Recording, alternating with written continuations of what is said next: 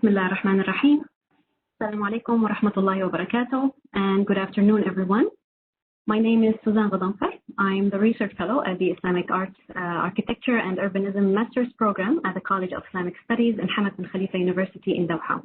And today we are extremely delighted to welcome you to a very interesting topic, which will be our first online public lecture brought by the Master's Program of Islamic Art, Architecture and Urbanism at the College of Islamic Studies at Hamad bin Khalifa University, in collaboration with Oxford University and the Museum of Islamic Art and others. Today's topic will be presented by Dr. Muhammad Tariq Swalim, who will be discussing the exciting life and career of the Mamluk Sultan Al-Muayyad Shaykh. Dr. Tariq is an associate professor of Islamic art and architecture. He is also the coordinator of the Master's Program of Islamic Art, Architecture and Urbanism at the College of Islamic Studies. Dr. Tariq obtained his PhD from Harvard University at 1994, and he has an MA from the American University in Cairo and a bachelor degree in Egyptology and tour guiding from Helwan University in Egypt. He has taught at the American University in Cairo and Ain Shams University. He also lectured at several universities in the USA and at Oxford University in London, just to mention a few. Dr. Tariq is the author of Ibn Toulon, his Lost City and Great Mosque book, which was published in 2015, and his new book on the history and architecture of the Mamluk Sultan Al-Muayyad Shaykh is now in the press. He is currently working on a new project about the history of the Mamluk period, as well as writing a novel titled Al-Masri in Fustat and Beyond, which is a historical and romantic thriller. Very exciting, mashallah. Assalamu alaikum, Dr. Tariq. Hello, Suzanne. Thank you very much for this nice introduction. Thank you, Dr. Tariq. Thank you for joining us today. It is wonderful to have you. Just before you start, allow me to remind the audience and our listeners that, inshallah, there will be a Q&A section at the end of this lecture. So if you have any comments or questions, feel free to write them down in the chat box or Q&A box. I will be reading them and addressing them to Dr. Inshallah at the end of his presentation. Dr. Tariq, thank you so much. The floor is all yours. Thank you, Suzanne. Welcome all to from my office in Cairo.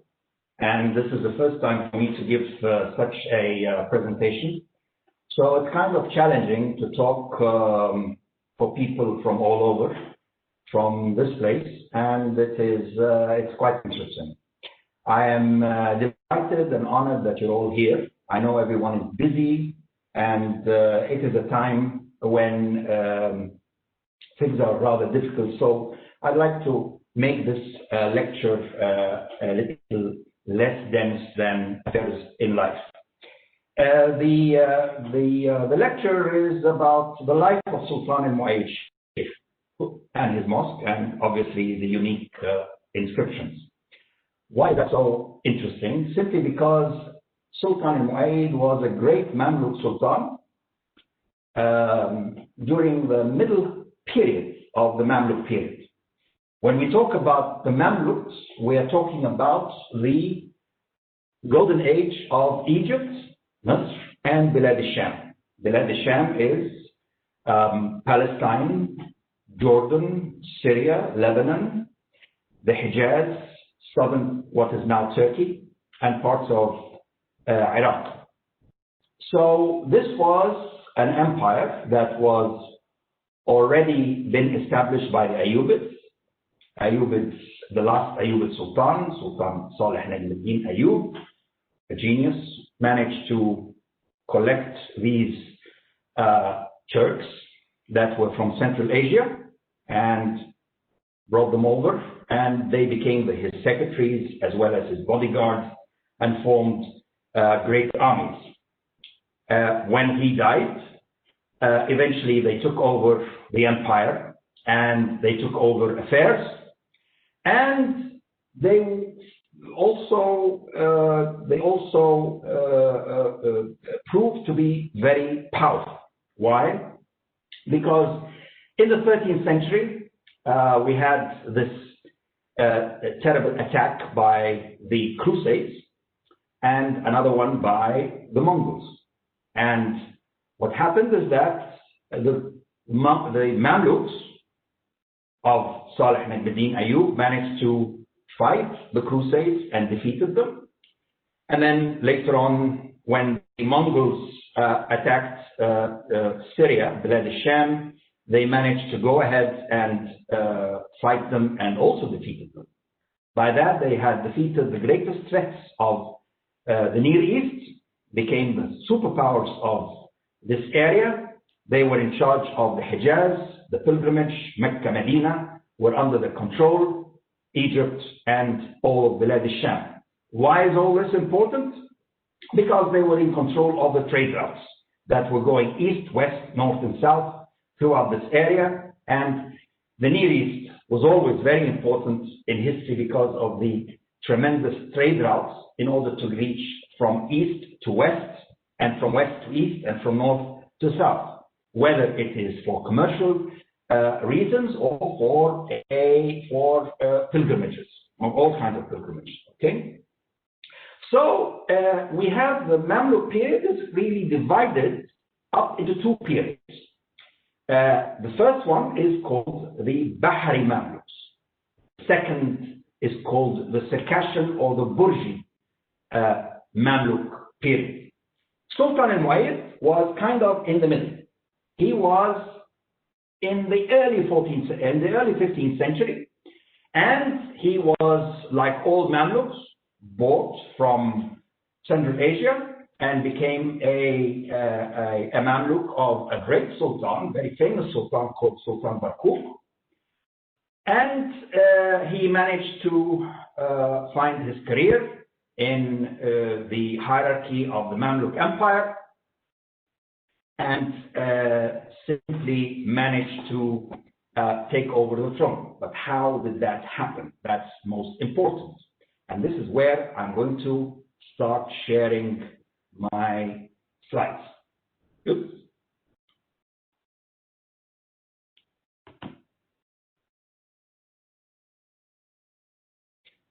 So that's the title page, of course. And that's the Mosque of Umayyad, another title page. The pyramids of Egypt. And the pyramids have always been there, and the pyramids have always been a warning and a kind of a challenge for all rulers of Egypt. Everyone who came to rule Egypt looked at the pyramids and wanted to build something like the pyramids. And Islamic Cairo is kind of at the balance with ancient Egypt. So ancient Egypt is on one side, Islamic Cairo is on the other, and because of the richness and the greatness of Islamic Cairo, we can consider it as equal as ancient Egypt. Of course, ancient Egypt much longer and all of that. Many of you will disagree, but the urbanism and the architecture and art and richness of Cairo makes it quite outstanding. All the rulers of Egypt came and looked at the pyramids and wanted to build the pyramid. But they did not build the pyramid, but each one built a pyramid of his own. It's not a triangle with four sides. Everyone wanted a great project to be remembered forever. First of all, it's ego, it's power, it's whatever you want to call it. But because of the pyramids, rulers built monuments to last, and they wanted to eliminate those before them. The Mamluks were during a period between 1250 and 1517. Mamluks looked like that. They were great soldiers. They were Turks, so they didn't look like us. So round faces, eyes, elongated eyes, or big cheeks and all of that. And they were great horsemen. And they were constantly training on their horses in order to become good soldiers and in order to become quite disciplined. They were training with their spears, aiming. They were going with the horses round and round and round in circles with the spears and then there is the bow and arrow. The bow that you see here is quite different from the ones that we are used to, because the bow here reminds us of that of William Tell. If you know about William Tell, that's the same thing. You just shoot that way. So They were on the horse with fire spears as well. They played polo, and they knew how to fight man to man. And if you look at the bows and arrows right here, you find them that they're very small. They are small, they're very easy to aim, shoot, and hit, and run very fast if they are on their horse, or as you can see in this figure. They use catapults, manajik, as you can see here, in order to take over citadels and things like that. Shaykh al-Mahmudi, actually, the name of Sultan al-Mu'ayyid Shaykh was only applied when he became the Sultan. But al-Mu'ayyid was known as Shaykh al-Mahmudi. He was an emir. He started his career in the military, becoming prominent member in the royal family, and under Barkuk, Sultan Barkuk, that's in the late 14th century. Sultan al-Mu'ayyid, Shaykh al-Mahmudi became free, and he became a kind of, started his career in the high positions of Jamdar, Saki, Amir Tablakhana. We don't have to explain all of these because some of you don't know about these titles, but Master of the Robes, Cupbearer, he is the Lord of the Drums, he is the Chief of the Guards, meaning that he knew all about the system within the palace and how he knew where to go, and he knew the areas that he could not reach as well. And this gave him very good experience in continuing his great strategies in policy in order to become the Sultan. Sultan Barkuk was not eliminated, he was deposed for a few years, around 1390 by a Mamluk emir called Bintash. Not very important, but I mean, he was deposed, and then he got all the emirs of Sultan Barkuk and imprisoned them in a horrible, terrible prison called Khazan al-Shama'il. Khazan al-Shama'il was the worst prison ever that anyone could enter and be detained in. The location of Khazan al-Shama'il is right behind the southern gate of Cairo called Bab Zuwayla. That's very important, we'll come to that later. He served after Sultan Barkuk's death. He served under his son, Sultan Farag ibn Barkuk. Farag ibn Barkuk ruled for 11 years in the early 15th century, and the guy had great trouble with the Mamluks of the emirs of his father. Why was that? Because it was not accepted, however it was applied, not accepted that the son of a Mamluk Sultan would become a Mamluk Sultan. And the reason is that they did not consider the sons of Mamluks as proper Mamluks. They were considered as people known as the Awlad al-Nas, sons of the elite.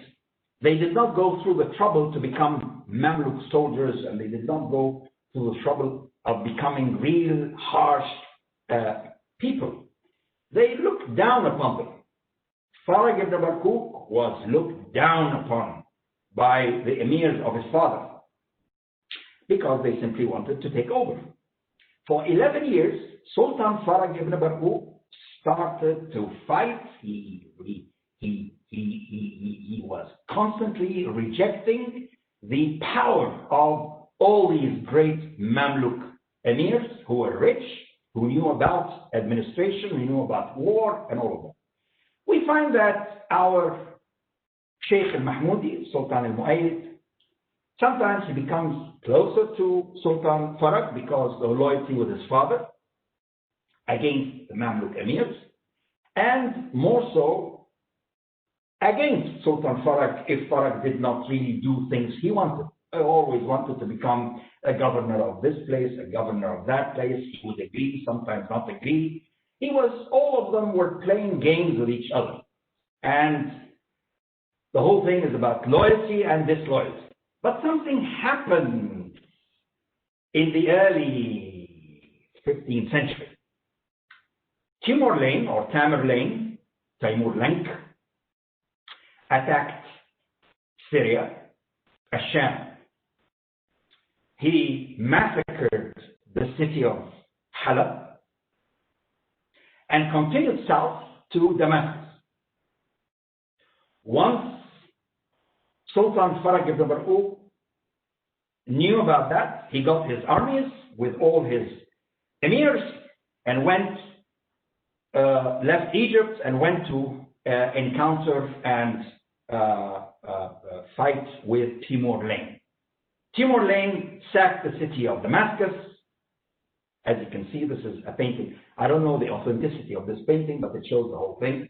Timur is the one on the horse, so the Mamluks and whatever are down, bowing, bending and all of that. But it gives you the idea.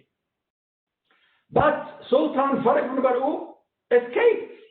He didn't stay with his Mamluk emirs, leaving his Mamluk emirs to face Timur. Who had to face Timur? It was Al-Mu'ayyid or Shaykh al-Mahmudi had to face him. He fought certain battles, but managed to defeat Timur sometimes, a very small defeat, and then he managed to be imprisoned, and then he escaped somehow.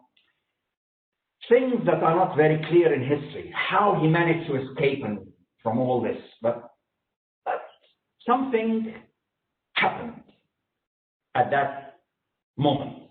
And that is, we find that the great historian Ibn Khaldun goes and meets with Timur Lane. Here we can see a painting. Again, I don't know the authenticity of the painting, but we can see that Ibn Khaldun is a guy who is on the lower left, Timur Lane. He's asking him about the land of North Africa.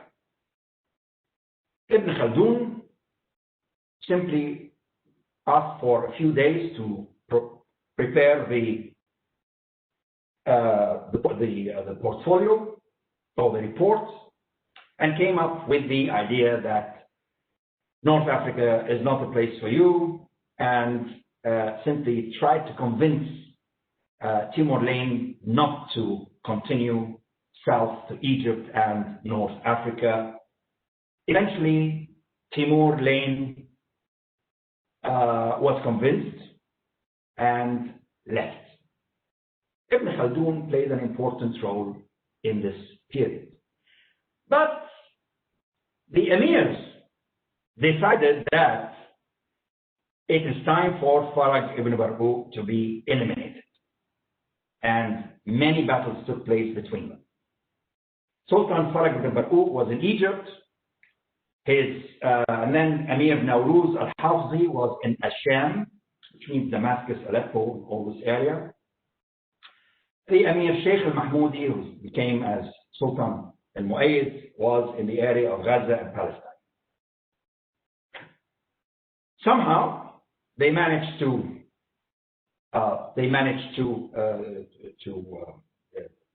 besiege Sultan Farag and arrested him. And because they were both, Nawruz and Shaykh were both very cautious about each other, they decided that the best thing to do was to appoint the Khalifa al-Musta'in Billah as the Khalifa Sultan. Of course, when the Khalifa Sultan got the message, he was terrified. But they convinced him assured them that everything would be okay. This happened to be the first time for a Khalifa to take the role of Sultan in our history. So, the Caliph has then appointed Shaykh al-Mahmudi as Atabek al-Asakir, which means he was the commander-in-chief. He was given the title of Nizam Mulk, so he was in control of affairs with unrestricted power to appoint and dismiss officials in Egypt and elsewhere, whereas Nawruz was in Syria, in Asham. Sultan Farag was killed, not by al-Mu'ayyid, but by orders. Other emirs went and had him killed.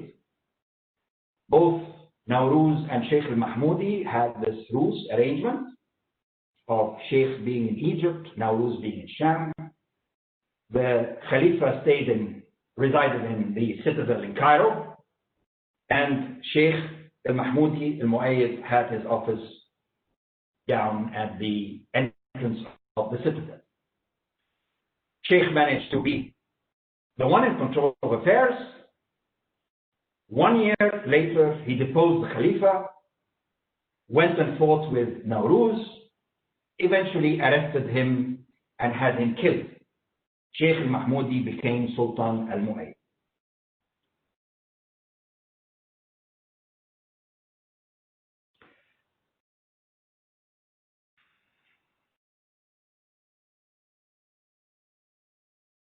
Al-Mu'ayyid had a peaceful reign. But he was promoting his son, Ibrahim al-Sarimi, in order to go and send campaigns into greater Syria, Bilad al-Sham, and even in the southern parts of Anatolia. In 1419, we have this map. The orange that you see on the left side is the Mamluk Empire, with all the campaigns that are reaching now Kayseri, Diyarbakir, Konya in Anatolia. And east of that was the Karakuyunlu kingdom, and east of that was the Timurid Empire. And then we had the Ottoman Empire west of that. Once he had reached, Ibrahim al-Sarimi had reached Konya and Diyarbakir, the news came to Sultan al-Mu'ayyid that his son was now plotting to depose him. Immediately, Sultan al-Mu'ayyid ordered for Ibrahim al-Sarimi to be poisoned with cyanide.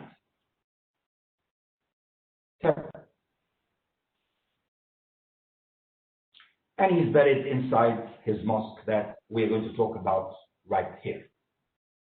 The mosque was greatly admired by Maqrizi.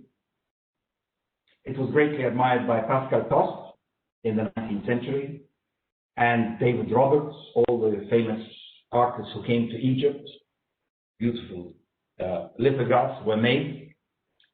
And it's a great building in a very, very difficult site. Because this place was constantly, it was full of buildings. It had the prison, it had qaysariyas, which are like wakalas, commercial buildings, it had houses, it had lots of hotels. Sultan al-Mu'ayyid simply demolished all and took the marble and the iron grills and probably the stone to build his mosque in that place. Some of you have seen this place, Mosque of al-Mu'ayyid, and admired it like all the rest. But there was a problem there, because he did not build his mosque in the area of the Bain al-Qasrain, the area between the two palaces. This sketch shows you the Fatimid city of Al-Qahira. Shows you the Bain al-Qasrain, shows you the western and eastern palaces, shows you the Qasaba Street, Shari al-Mu'ayyiz today, and the Mosque of Al-Azhar. With the end of the Ayyubids, the eastern and the western palaces were replaced by great buildings. In the late Fatimid period, we had new walls built around, and we had the gates of the towers that we're going to see later were built here, incorporating the Mosque of Al-Hakim. The Mosque of Salih Tala'a was built outside the Bab Zuwayla area, and we have these great gates and towers of Cairo. All the greatest Mamluk, last Ayyub Sultan and Mamluk Sultans built their monuments in the area of Beni Qasrin, replacing those palaces, which was eventually the thing that Sultan al-Mu'ayyid would have done. No way. The area that was offered to him in front of one of the buildings was a great place for him to compete with the other sultans, but he did not agree. He wanted to build there. So we have the location of the Mosque of Al-Azhar, the Mosque of Salih Talaa, right here. The area of Beni Qasrin had this one. It had the madrasa, the great madrasa of Salih ibn Ayyub, the last Ayyub Sultan who actually founded the Mamluk system, and his dome, his mausoleum. Then came his successor, after a few ones, Baybars al-Bundukdari, where these guys are standing. This is the remains of his madrasa that is occupying the eastern palace of the Fatimids, destroying the palace, building these instead. And then opposite, if you stand where this guy in pink is standing, you look the opposite. You have the madrasa of Baybars, and then right opposite is his successor, the great Sultan Qalawun, with its fantastic facade, very Sicilian inside. And next to that one was that of Nasr Muhammad, Sultan Nasr Muhammad ibn Qalawun, with its unique Gothic portal. And adjacent to it is the founder of the Turkashians, Sultan Barkuk himself, building his monument right there, all stuck, one stuck to each other, everyone stuck to the other. And Sultan al-Mu'ayyid didn't want to go into that. He wanted his own thing, somewhere else completely. And this is Sultan Barkuk's building, quite a masterpiece. He wanted to build there, where outside, in front of the Mosque of Salih Talaa, as well as the Zawiyah of Faraj ibn Barkuk, his competitor, and he built, well, details, and he built his mosque behind Bab Zuwayla. This is the plan of the building. You have the towers on the right there, and then you have the great mosque there, and then when you look on the left, there is the great Hammam. So we have this, and the Bab Zuwayla was then usurped by Sultan al-Mu'ayyid Shaykh, building the most unique minarets on top. One way, he took over the Bab Zuwayla visually, great challenge, very, very aggressive, and at the same time becoming the symbol of Cairo at some point. Bab Zuwayla was the most prestigious commercial center in Cairo. Everyone coming to Cairo went to Bab Zuwayla, and the commercial activity was tremendous.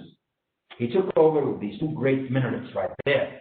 And once you walk through the Bab Zuwayla and its great arch, you are struck by this fantastic facade. A facade that only imposes monumentality, and you get the grandeur of Mamluk period in the city of Cairo through that gate and through this arch.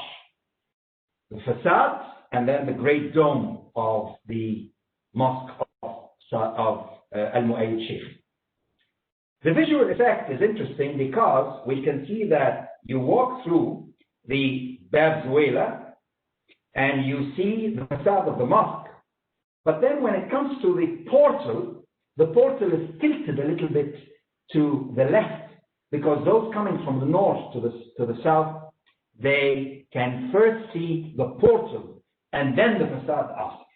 And this is the impression that we have right there.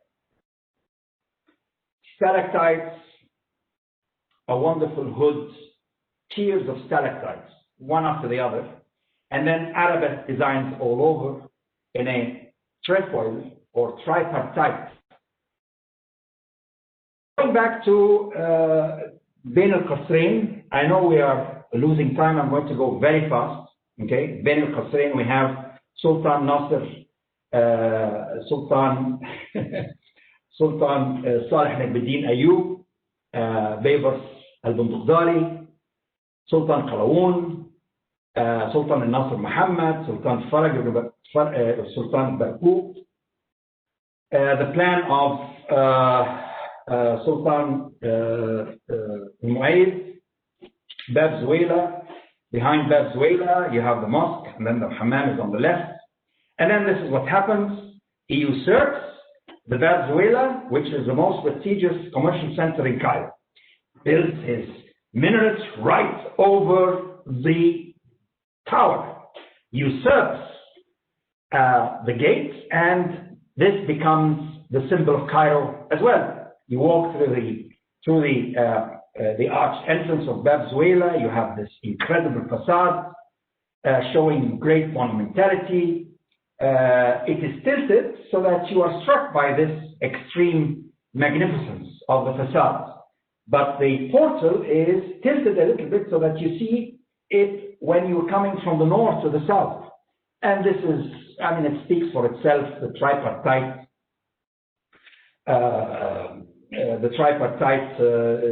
frame. You have the semi-hood, you have the stalactites, you have arabesque designs, inscriptions, you have the square Kufic inscriptions here, and then the great door that's inspired by Sultan Nasr Muhammad's mihrab of stucco. This is the door that was used. It was stolen, but stolen by Sultan Mu'ayyid from the Mosque of Sultan Hassan. He only paid 500 dinars for it.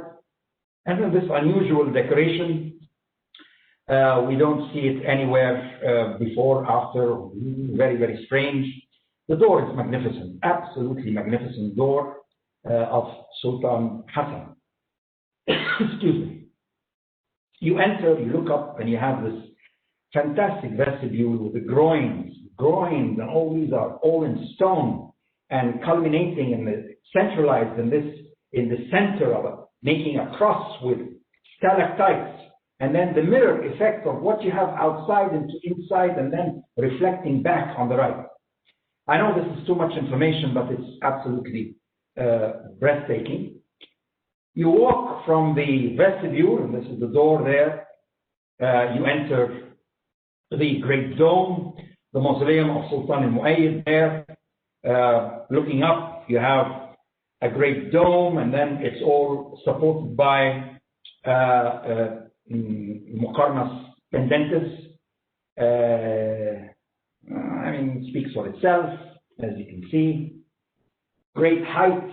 The dome is decorated with chevron patterns, and this is the view of Cairo from on top of Bab Zuwayla, and you have the chevron patterns that are inspired by or repeat or imitate those of the Khanka of his predecessor, Sultan Farag ibn Barqut, the chevron.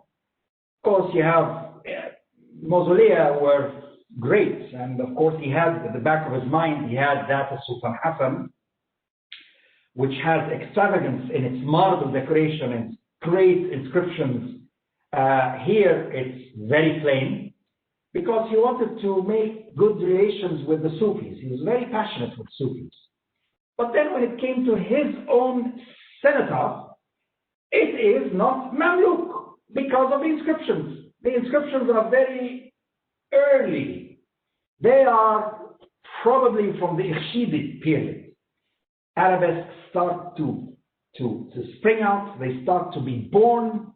As you can see in the ends of the letters, there you have the leaves springing out, and then in symmetrical decorations. This is the cenotaph of his son, the one he killed. Next to him, doesn't say much on the inscriptions, but then you walk into the mosque, and you have this extravagance and fantastic marble display on the Qibla wall. A Qibla wall that probably has no equal in the Islamic architecture of Cairo. All this wall is decorated in marble panels that have been taken from the houses and the palaces and all the buildings that he had destroyed. And you have a dikka right there, very fine marble dikka. This is from the other side, from the opposite side, looking at, you can see the minbar. And it is a wonderful minbar, a masterpiece of a minbar with its juggling of the star patterns, and absolutely great in every aspect. And this is the other side of it, the minbar and the dikka. This is the walk. These are the doors that lead to the mausolea. Also masterpieces of woodwork, all inlaid with ivory, star patterns, ivory, ebony, I think. And the inscriptions above, Naskhi inscription with a floral designs that are, look at it. I mean, very hard to read the inscription, the Naskhi inscription, because of the heavy floral designs behind in the background. Very, very fine work. Now look at the Qibla wall. We can see the mihrab, the minbar, and the wall is divided into two parts. Marble, extravagant marble, excessive marble, and then a part above the marble has windows. And these windows are framed by unique inscriptions. Wow, the unique inscriptions. And this is showing the windows and then the upper windows, and then it shows how the inscription runs around the whole facade, over the windows, over the mihrab, and ends at the end right there. Actually, these are windows that have, these are inscriptions that have not been read before. There are two inscriptions here until the Kurdi, where you see that wooden log suspended from the ceiling, and then you have another inscription which goes that way. One of them is Solus, the yellow one is Solus, thick, bold Solus, and then the blue one is Kufic inscription. Okay, we can see that this is, why is it so unique? Well, it has not been read before, these inscriptions. Why? Because they're very high up, they're dusty, they are dim, they need cleaning, they've not been restored badly. And we can, with this collage, we can make up something. It starts here with a Solus. And then you have Al-Umran, prayer of Al-Umran, and we have another Kufic inscription above, which runs over. These inscriptions were never read before. And thanks to zoom lenses and cameras that we can reach them, instead of getting ladders and going up and tracing them, and we can see that it is a Solus, and then above it is another frame in Kufic. As you can see, the blue one is the Kufic. This is something, combination of both, is something that we don't have at Cairo. We only have it in Qur'ans of the period, like the one I showed you, and this Quran manuscript from Sultan Sha'ban, 1355, as far as I remember, where you have Kufic on top, and then you have the Solus, and then you have Kufic at the bottom. Then we have another inscription. The other inscription continues around and then goes above the minbar, and then it continues all around, and it's full of details, as you can see, and well, the study makes one wonder how exciting this is. Because when you get the actual surah of At-Tawbah, which it represents, we find that the yellow part, which is highlighted here, is not in the inscription up there. And where is it missing? It's missing where the minbar is. So you have the minbar, above the minbar there is the dome of the minbar. So the inscription goes this way, and then it goes that way, and then above, this is missing. Why? Nobody knows, but it's interesting. So the inscription continues above the windows, one after the other, and then it ends there, it ends here, and it ends in a foundation inscription. Amr bin Shah has a Jami' al-Mubarak, and then it goes the Blessed Mosque, which was built by the remembrance of God, Sultan al-A'zam al-Malik al-Malik Malik al-Mulk, or Malik al-Malik al-Mu'ayyid Abu Nasr Shaykh, that's his name. The Sultan of Islam, Sayyid al-Muluk, Sultan al-Islam, wa Sayyid al-Muluk wa Salatin, the Sultan of Islam, and all Muslims, and Lord of Kings, and Sultans, the exterminator, قاتل الكفرة والمشركين، مصر الحق بالبراهين، منصف المظلومين, the infidels and falseheists, and the living evidence of justice and its testimony, the equitable of the oppressed from the oppressor, the refuge of the poor and humble people, الظالمين وكهف الفقراء والمساكين. All this is okay, and then it comes here. All of a sudden, زخر الأيتام والمنقطعين حامي حوزة الدين, the succor of the orphans and the rejected, defender of the faith. قسيم أمير المؤمنين. Wow, a great title. Why? Because he is now the partner of the Khalifa, Amir al-Mu'mineen, because he put him in power, and then he deposed him, and then he became his Qasim.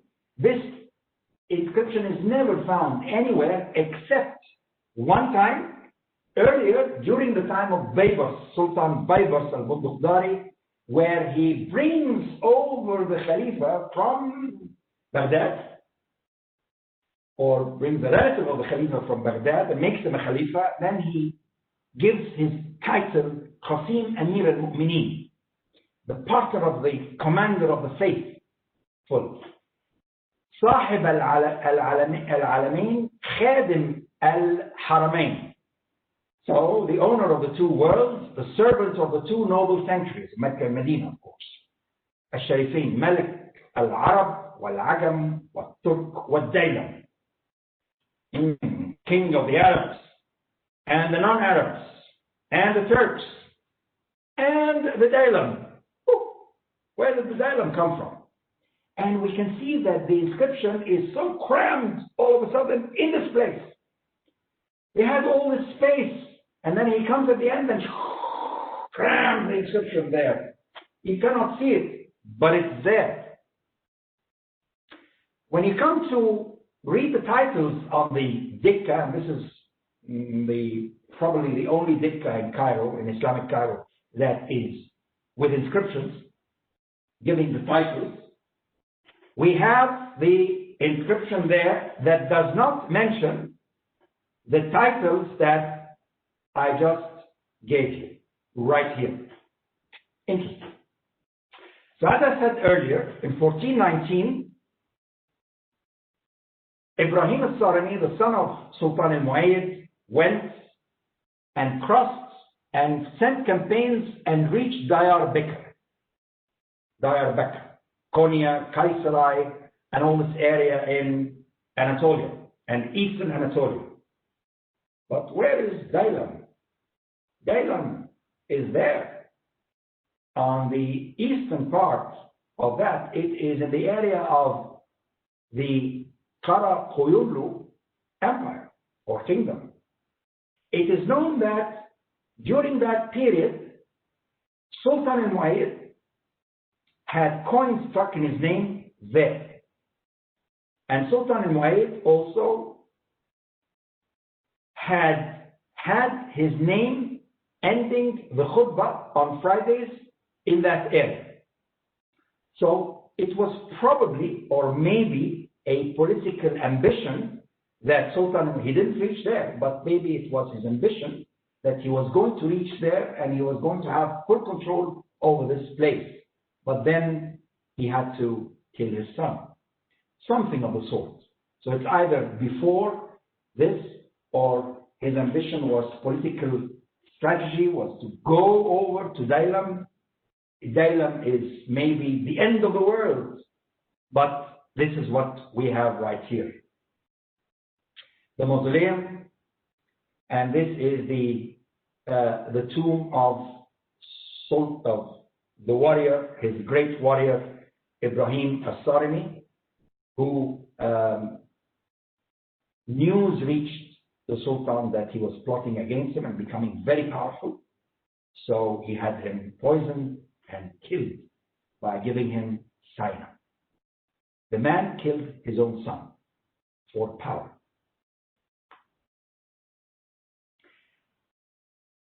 The Ibrahim as-Sarimi might be compared with Commodus, the emperor Commodus. Inscriptions of that size were found, foundation inscriptions were found on facades of buildings like that in Kaloum. But then here in Al-Mu'ayyid, he put it inside the building and it's bold and thick and big. But the foundation inscription doesn't have a date. And that's kind of strange. But then between the windows, we have the Bukhariya design that we see here. Very nice. But then after the Bukhariya decorations, we have rectangular, you see here, we have rectangular panels that we can see in these, between these windows there. Okay? I'll show you, these are the panels that are very strange. Panels that are very Persian in style, panels that have this climbing arabesque going up, culminating around a vase or something. And then we can see that the inscription is going around them, but this is not the unique thing about them. The unique thing about them is here. This inscription that we see on top, Kufic and Sulus. We can see that it can be divided in half. And what we see here on the right is mirrored to the left. Same with the Kufic above. This is the Al-Musanna style. Al-Musanna style. Okay, more interesting is that when we take this square and we read it, we find that the inscription goes this, it's from Surah Al-Baqarah, okay? So it goes this way, and then it turns and continues at the top in Kufic. So first it's in Sulus, and then it continues in Kufic. Never did that happen before. Again, it hasn't been read, it's too far away, it's very high up, very strange. Same can be said about the left side, which is the mirror effect. Of course, it's like getting a mirror and looking at the inscription. This is what we have. The inscription goes this way, of course, from left to right, but up, strangely. And then it goes this way, and then it is read that way if you can read it. Never did we have something like this before in the Islamic architecture of Cairo. Same on the other panel, we have the same thing, but we don't have to repeat what I just said. It happens, it is repetitive. This can only be found in Mardin when it first started, actually, okay, in one of the inscriptions. And we know that during the Ottoman period, they were very clever in such things. In the complex of Shaykh, Amir Shaykh, 1355-57, we can see that there is a detail taken by my friend Noha Abu Khatwa, there is a Kufic inscription which is also mirrored that way. There is some sort of mystery here that needs to be studied more. Sultan al-Muayyid was very passionate with the Sufis, therefore he did not put any kind of excessive decoration in his mausoleum, but he did that in his mosque. But also he was a little crazy about inscriptions. Going back to the vestibule, I showed you this before, but this is a better photo. We have these two panels. These two panels, very high up also, show you, this is the first one, and this is the second one, and these show you the largest square Kufic panels in the Islamic architecture of Cairo. This is the Ayat al-Kursi, very, very high, that even cannot be read. It's fantastic the way that's done. Of course, it's Carrara marble, probably, and basalt stone, which is black. And all this is absolutely magnificent. Why did he do this? He is crazy about it. The inscription is, or the ceiling is, of course, magnificent, and this needs a lecture on its own, actually. It's all wood, gilded inscriptions, I mean, amazing. And we have this part of the mosque, which has a door there, but then it has a door on this side for a window. The back side of this is the back side of Bab Zuela. And behind that door was a blockage, a blocked entrance. You can see the lintel there. And you can see the brick wall or the stone wall walled up, which shows you that there is something that was open at one time and then it was closed, blocked up. And the gentleman that you see here is the gentleman who is giving you the lecture during his youth, many, many years ago, believe it or not. What is all this? We have the Bab Zuela here. We have the new entrance going up to Bab Zuela, but above the entrance you can see some new stones. Old photographs by Cresswell Fine show you the same entrance, and above there is a window, which is kind of a walled up big window, which, referring to the Waqfiyah, is this area of the mosque, where the imam or the khatib would enter the mosque, and he would enter the Qa'at al-Khataba, and he would, Qa'at al-Khataba, which is his office, and then he would do his research in Khazanat al-Kutub, which is the library. I'm sorry, the circle shifted that way, probably when I was seeing about the lecture, so I'm sorry about that. So he would enter through his private entrance. The Khatib would enter into Qa'at al-Khataba, into the Khazanat al-Kutub, do his research, prepare himself, walk through that corridor and into the mosque to the minbar to deliver the Friday speech. And this is where he would go, climb up the minbar and give the Friday speech from there. The minbar is again a masterpiece, which has been well recorded by the Nadim Foundation today, and very soon you're going to find something great done about this wonderful minbar in research and whatever. It's a great masterpiece. We have the mosque itself, beautiful, of course, it's been restored, rebuilt, whatever you want to call it. You have the plan of the mosque On the left side, you have a great hammam. This is a photo taken in 1985 from the top of the minaret. The same photo is taken a few years ago by my friend Matthias, a picnic. And way far away, this is after it's been rebuilt, way far away we have this building. And that is the dome of the great hammam. Hammam is a public bath, we all know about that. But it's no small public bath. It is the largest public bath that we have in Cairo, in the Islamic architecture of Cairo, having the largest dome, and the dome is supported by these fantastic stalactites and muqarnas, tiers.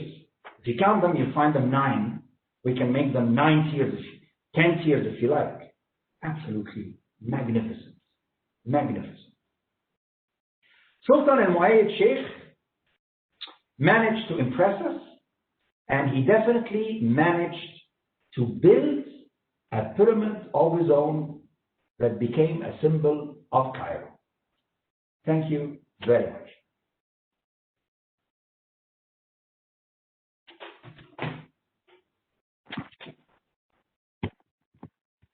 Thank you so much, Dr. Tariq.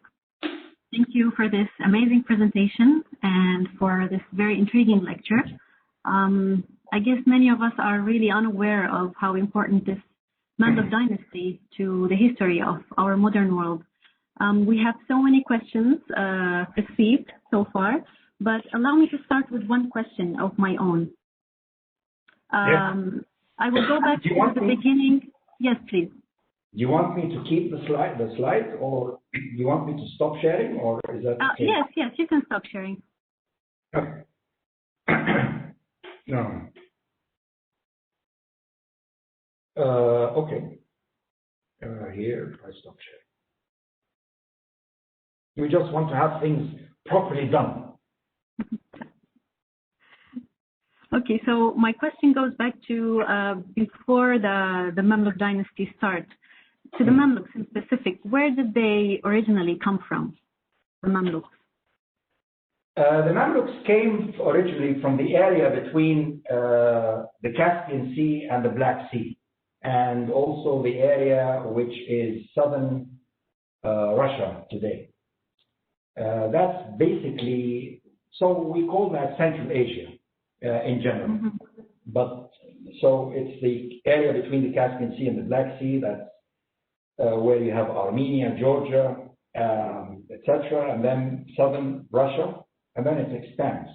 But originally they were from the Kipchak tribes. Mm-hmm. And what about the system, their system? Who started it? This is 2 questions now. Okay. The idea of the Mamluks to have bodyguards is not Islamic, by the way. The idea of the Mamluk, the idea was actually from the Roman period, and the Romans used to bring the Germans bodyguards to take care of them, and they became the prefects. And but then in the 9th century, we have in Samarra we have the Khalifa bringing bodyguards, Turks from Central Asia to protect him and to build armies from these Turks. One of them was, for example, Ahmad ibn Tulun in the 9th century, who came. He was kind of a Mamluk. But then the one who founded the Mamluks that we're talking about today, the Mamluk Empire, was the last Ayyubid Sultan, and that his name was Sultan As-Salih Najmuddin Ayyub, in the middle of the 13th century. So the Ayyubids at that time were fighting amongst themselves. He didn't trust anybody. He didn't trust his brothers who wanted to take over. So he got thousands of these Mamluks from Central Asia to protect him. So when he died, they were the only ones to rule the empire. And this is how they became in charge. Wow. It's very, very briefly, but it's very complicated at the same time. But yeah. It's, well, you can read it in the book. In your book, Ibn Tulun? No, the Mamluks. The Mamluk history. About Sultan and Mu'ayyid. Okay, Doctor, it seems like a very powerful dynasty. So how come it's not as present as it should be in our cultural awareness? Well, the cultural awareness is, of course, people don't read anymore in general. And I think it's not there in our cultural awareness because there is not one good movie that was done about the Mamluks.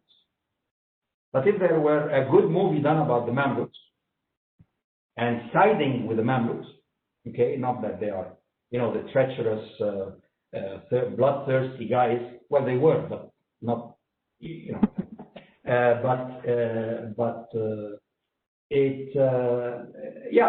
publicity. Movies are also publicity, and this is so people would be more interested, and they would start to do more research. They would do reading in general.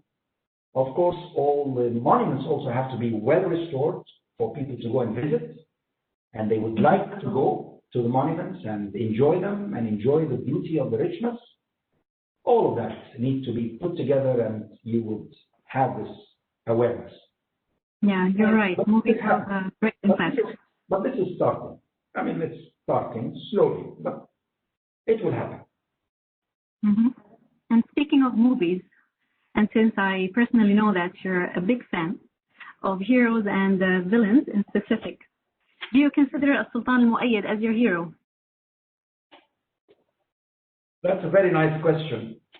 Heroes have ethics, and they have idealistic principles. Villains also have the same. That's why you like villains, like Dr. No. If anybody knows him, the Joker, you all know him because of the movie. You see, because of the movies, you remember. Bane in the Batman movies and all of that. These are villains. But they are heroes. They have principles. And my Shaykh, I've been working on him for a very long time. I don't consider him my hero, but he was a very shrewd character who was very, very clever in tactics, his military tactics, in his political tactics, in his diplomatic tactics. He was a genius in that. But for him to be my hero, no way, because, first thing is that he had his son killed. He killed his son. So where are the ethics there? In spite of being religious and in spite of building a great mosque and being passionate with the Sufis and all of that, he cannot be my hero. Heroes have certain ethics that you admire. I admire his actions, how he survived and but not the character. I'm sorry about it. I'm sorry to disappoint you, Suzanne. But he's not my hero. But now I'm curious. Who is your hero from the Mamluk dynasty? You made me curious now. Who is your hero from the Mamluk dynasty? I think a hero would be Baybars al-Buntufdari, definitely, as a warrior and administrator. And then the next one that I like most is Sultan al-Nasr Muhammad. He was the emperor. Peace. He made peace. He was exiled twice. He had the longest reign for any Mamluk Sultan. He built wonderful buildings. He had peace. The Crusades were ended. The Mongols were struck up. He gave good properties to his emirs. Wealth, incredible wealth. I like the fact that he had a throne that was made of ivory and ebony. Fantastic. Wow. Yeah, very, very super. And then all the items that you find all over the world in museums all over the world of Nasr Muhammad are always perfect. Perfect. Yani you can tell that this is a Nasr Muhammad even without reading the label of the object, because it's so good. And of course, yeah, go ahead. So can I say that he will be the next person you will be writing about? No. The next, I would like to write a history. I will be writing a history of the Mamluks in general, but if it's one character, of course, Sultan Qaitbay is the one. I mean, you have the culmination of affairs are with Sultan Qaitbay near the end of the 15th century. So about 8 years or 6 years after Sultan al-Mu'ayyid. That's wonderful. So we have been receiving many questions about who are the designers and architects of these buildings. So we have one question from Ahmed Said. He said the designers and the details of the buildings, the designs and the details of the buildings are amazing and well thought out. Did the Turks bring along their designers and architects to build these amazing buildings? Did they use any local manpower or skilled labor? Were there any attempts in Old Cairo after that era to follow on the same steps of thoughtful buildings? And can you give us an example? Many questions in one. Wow. Yeah, I mean, it's a very good question, actually. We know very few architects who built these monuments. In fact, the name of the architect of Sultan al-Mu'ayyid is written on the minarets over Bab Zuwayda. And then there's an architect, the architect of Sultan Hassan is also written in one of the madrasas. Things like that, but they're not common. It's not a common thing. The architects were from everywhere in the empire, but the amazing thing is that the architects did their homework very well.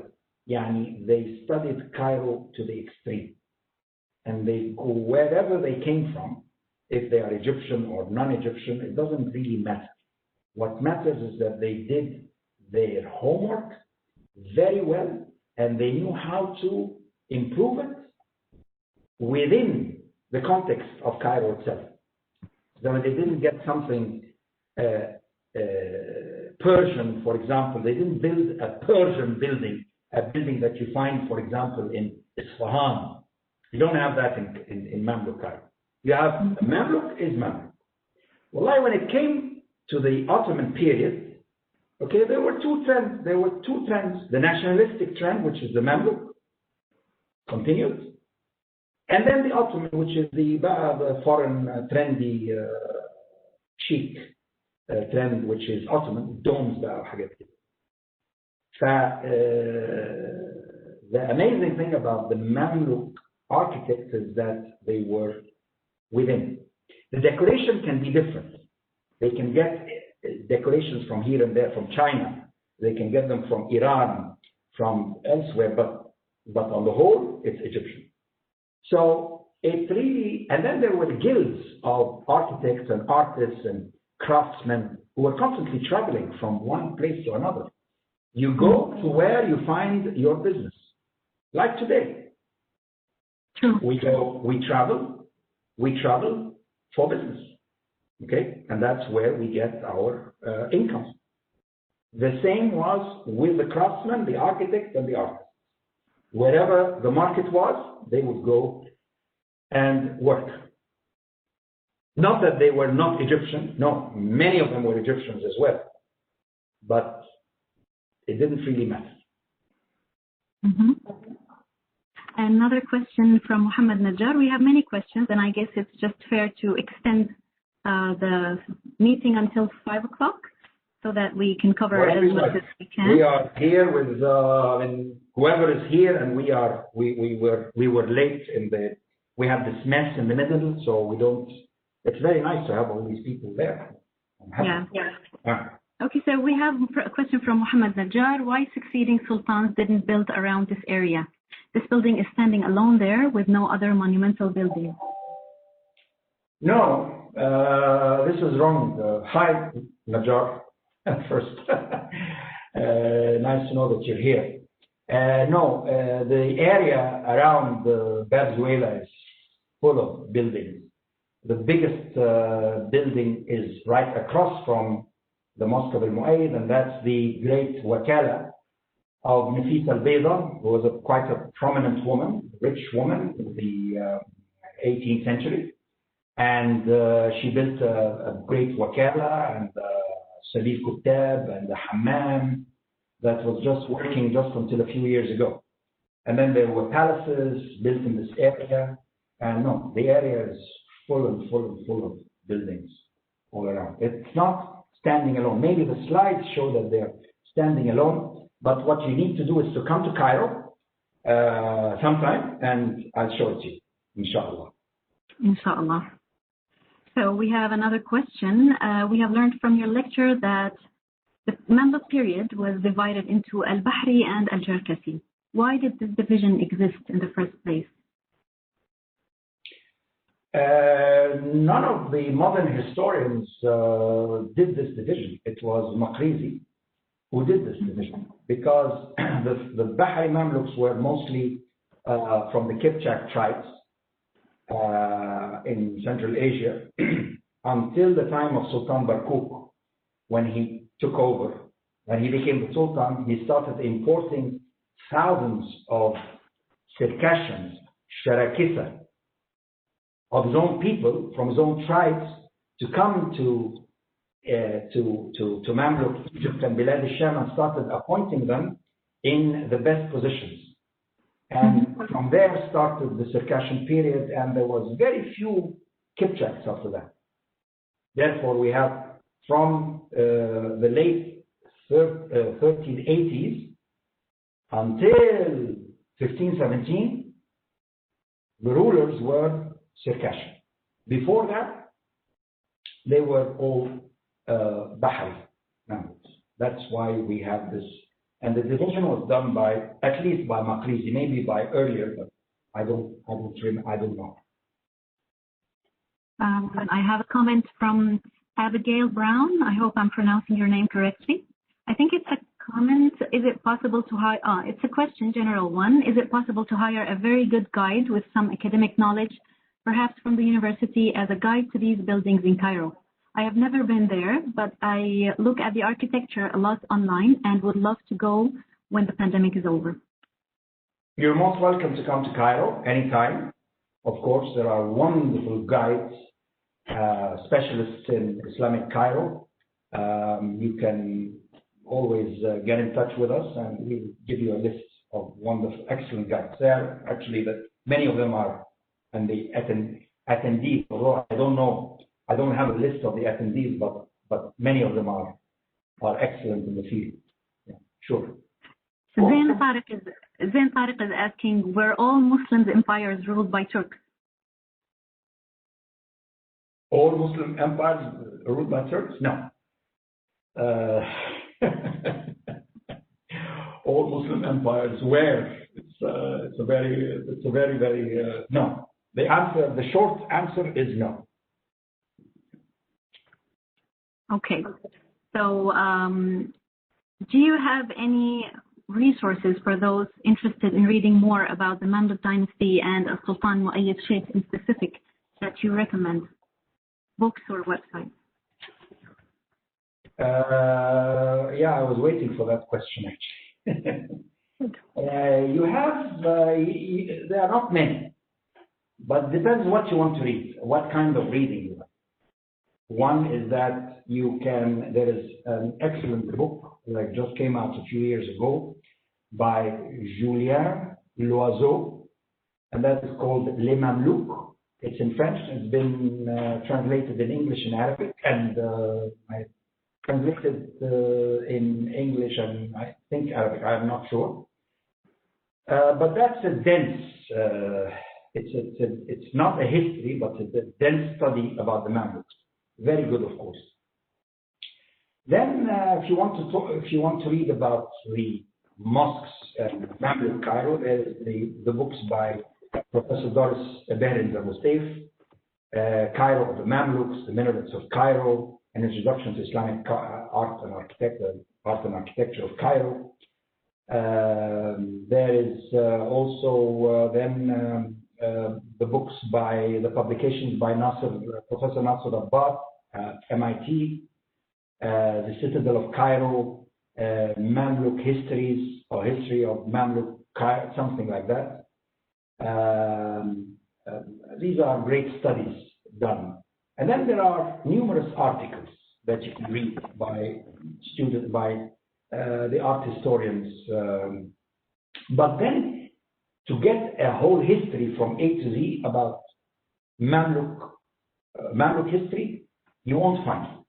But what you will find is the old publications by Stanley Lane Poole, like the story of Cairo, like the history of Egypt in the Middle Ages. These are all online. They are PDFs. You can read online, very, very easy. You can scan them. And these are actually the best books about the history. I don't know how they wrote them. The history of Islamic Egypt in general is written there. And it's all a translation from the original sources of As-Suluk's Maqrizi Suluk. So I think this, and then modern also is you can read the books by Hani Hamza. He has two well-known publications in Arabic, المماليك المصرية وحكايات المماليك, yeah, something around there. I'm sorry, I can't remember exactly. But Hani Hamza, you'll get it right away. These are stories that can give you a background idea about the period in general. Thank you so much, Dr. Tariq, for recommending these resources. I have another question from Ahmed Abul Aula. Is it true that Mamluk sultans were influenced by Sufi movements in Asia Minor, which connected philosophically related to heart of Asia and the Buddhist practices and shaman practices, which it may impact their hybrid artistic style? They are certainly very much inspired by Sufis. Sufis had a big impact on the Mamluks. I don't know about the relationship with Central Asia, but I know that they had a very strong presence in Cairo, and that's why we have started to have khankas. Khankas are made for Sufis and Sufi practices and rituals. And then for Buddhism, I cannot say because I don't know. But I cannot find it impossible. But in order to answer this question, I have to do some research. But it's a very interesting question. I hope this is Ahmed Abul Aila. Ahmed. Yeah, it's in English, but I think it's Aula, I think, or something. Hello, Ahmed Abul Aila. That's a great scholar and a colleague of mine. Yeah. Thank you. Sorry for mispronouncing your name. No, that's it. Okay, Ahmed Salim is asking, we know that Sultan al-Mu'ayyad firstly planned to construct his congregational mosque at Bayn al-Qasrain zone. My question is, what was the motivation for selecting this current location? Did he compete with other sultans and emulate him in the architecture? That's a very good question. That's where I started, and then I think it was cut. Yeah, he had this area in front of the Madrasa of Sultan Barkook, and he didn't want to take it and went to Bab Zuwayla. It's a matter of ego. He wanted to be independent. He wanted to have his own there. He didn't want to have all these other great ones be there to crowd his presence.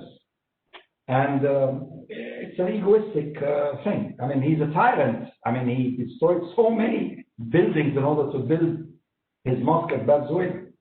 So, like if he would have followed the trend of the previous sultans, he would have built his mosque there.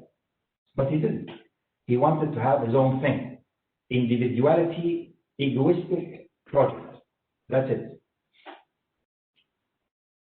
Thank you, Dr. Tariq. Another question, very interesting one, about the Muqarnas from Yu Chun Liao. Is the multi-tier Muqarnas structure common in Mamluk Egypt? And when did this structure start and where did it come from? The Muqarnas decorations you find all over Islamic Cairo. And of course, as it goes older, it becomes more and more complicated. So here we cannot say that it's, with the Mosque of Al-Mu'ayyid, we cannot say that it's the height of Muqarnas decoration, but it's going up there, it's reaching that point. Muqarnas is a decorative feature that was found in Cairo on the minaret of Amir al-Giyushi, who is called Badr al-Gammali, who came and restored order in Egypt in the 11th century, the one who built the walls and the gates of Cairo, Al-Qahira. First time when Muqarnas is found is on the minaret there. Where did it come from? Probably it came from Armenia. Because, well, Armenia via Bilad al-Sham to Egypt. This is how I would say it came from. And then it starts to blossom everywhere. And it's a nice decoration. It's a nice feature. Very stylistic and not easy to make. Mm-hmm. I think this will be our final one for today. It's from Maisa Mustafa. She's asking, what are the differences between the Mamluk architecture in Cairo and the one in Damascus? Hello, Maisa. Great question. Well, I mean, with my respects to all Syrians, and one of whom is Suzanne and Rand and all my Syrian friends, they're very sophisticated buildings in Damascus and in Damascus and Halab, definitely. Very, very sophisticated. But the difference is that Al-Qahira was the capital of the empire. So you get that extra touch in Cairo. So you have a sultan. Maybe he would build a madrasa or a mausoleum or something in Damascus or Halab. But then in Cairo, he would build something that's really fantastic. Mostly in Damascus and Halab,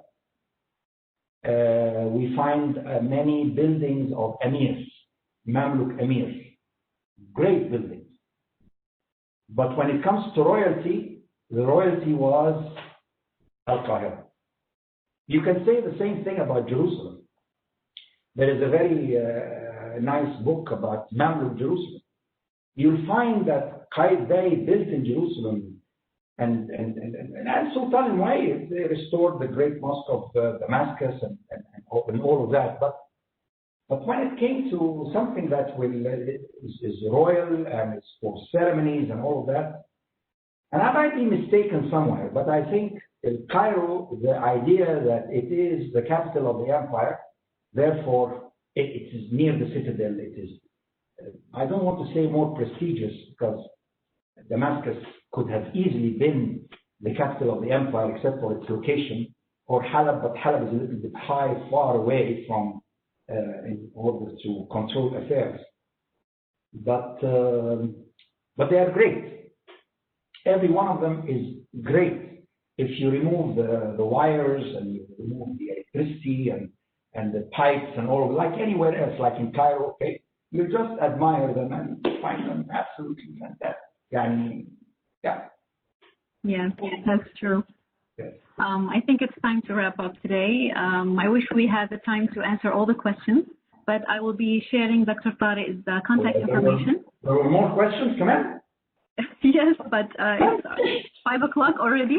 I'm dead. So I'll be sharing Dr. Tariq's contact information here for those of you who would like to contact him after this webinar. Thank you so much, Dr. Tariq, for being with us today. It was my pleasure to moderate your lecture. And I'd like to thank everyone. Yeah, you're welcome, Doctor. My pleasure. And thank you, everyone, for devoting your time to attend this lecture with us.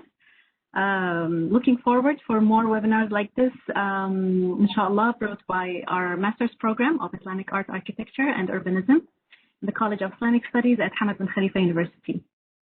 Would you like to say anything, Doctor, before we end? First of all, I'd like to thank you, Suzanne, for moderating this. It's been really good. You've worked tremendously hard, as well as all the team behind the scenes. And I know how difficult it was during the mess that we had with my disappearing voice and whatever. I thank you very much, everybody, and I thank all the attendees, all those who attended the lecture and sparing the time. And it's a great pleasure to know that you're here with us. And inshallah, I hope to see you all in person soon when I get to Doha soon, inshallah. Inshallah, we are looking forward to that. I wish you all the best. Have a good evening. Dumtum bi khair. Assalamu alaikum wa rahmatullah. Bye-bye. Thank you.